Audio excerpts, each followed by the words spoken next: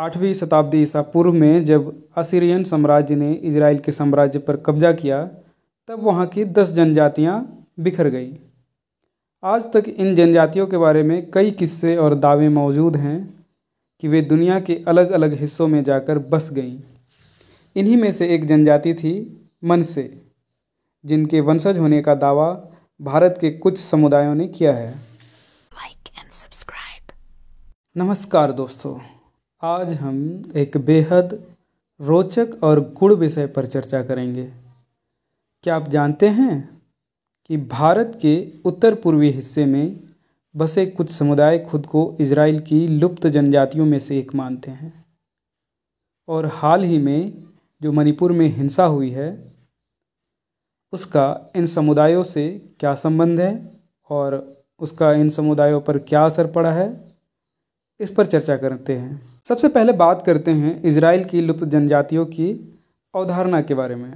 8वीं शताब्दी ईसा पूर्व में जब असीरियन साम्राज्य ने इजराइल के साम्राज्य पर कब्जा किया, तब वहाँ की 10 जनजातियाँ बिखर गईं। आज तक इन जनजातियों के बारे में कई किस्से और दावे मौजूद हैं कि वे दुनिया के अलग अलग हिस्सों में जाकर बस गईं। इन्हीं में से एक जनजाति थी मनसे, जिनके वंशज होने का दावा भारत के कुछ समुदायों ने किया है। भारत के उत्तर पूर्व में बसे चेन, कुकी और जो समुदाय मुख्यतः मणिपुर और मिजोरम राज्यों में रहते हैं। ये समुदाय भाषाई और सांस्कृतिक रूप से एक दूसरे के बेहद करीब हैं। इनके कुछ हिस्से, जिन्हें बनाई मनसे के नाम से जाना जाता है, खुद को लुप्त इजरायली जनजाति मनसे के वंशज मानते हैं। इनके धार्मिक और सांस्कृतिक रीति रिवाजों में यहूदी परंपराओं से कुछ समानताएं पाई जाती हैं, जैसे कि कुछ विशेष त्योहारों पर पशु बलि और शुद्धिकरण के रिवाज। हालांकि यह दावा कि चीन, कुकी और जो समुदाय इजराइल की लुप्त जनजातियों से संबंध रखते हैं, बहस का विषय है। कुछ यहूदी समुदाय और रब्बी इन्हें स्वीकार करते हैं, लेकिन बहुत से लोग इस पर सवाल उठाते हैं।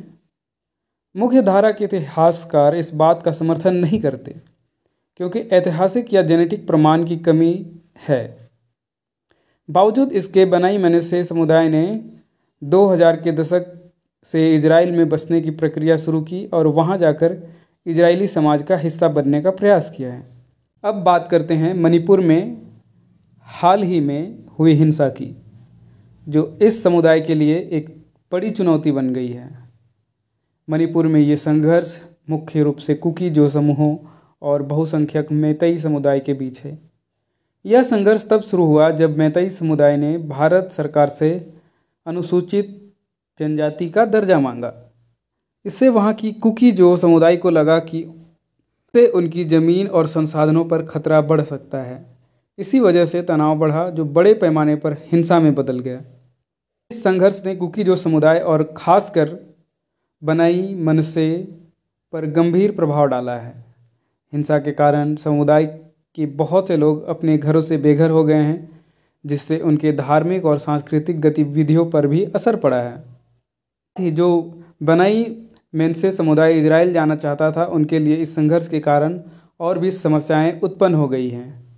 उनका आधा अस्तित्व भारत में है और आधा इजराइल में, जिससे उनका सामाजिक पहचान संकट और भी गहरा हो गया है। मणिपुर में शांति स्थापित करने के लिए भारतीय सरकार ने सेना की तैनाती की है, लेकिन स्थायी समाधान के लिए और भी कदम उठाने की ज़रूरत है। राज्य में भूमि अधिकार और स्थानीय स्वशासन के मुद्दों पर निष्पक्ष नीति बनाने की आवश्यकता है, जिससे सभी समुदायों का प्रतिनिधित्व सुनिश्चित हो सके। इसके अलावा सांस्कृतिक समझ और सामुदायिक संवाद को बढ़ावा देना भी जरूरी है, ताकि विभिन्न समूहों के बीच आपसी सहयोग और समर्पण की भावना बनी रहे। तो भारत के चिन, कुकी और जो समुदाय का इतिहास और संघर्ष हमें यह सोचने पर मजबूर करता है कि पहचान और अस्तित्व की यह लड़ाई कितनी कठिन हो सकती है।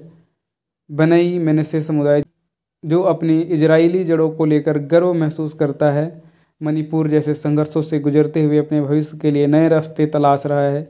उम्मीद है कि शांति और समझ से ये लोग अपनी धार्मिक और सांस्कृतिक पहचान के साथ एक बेहतर समाज का हिस्सा बन सकेंगे।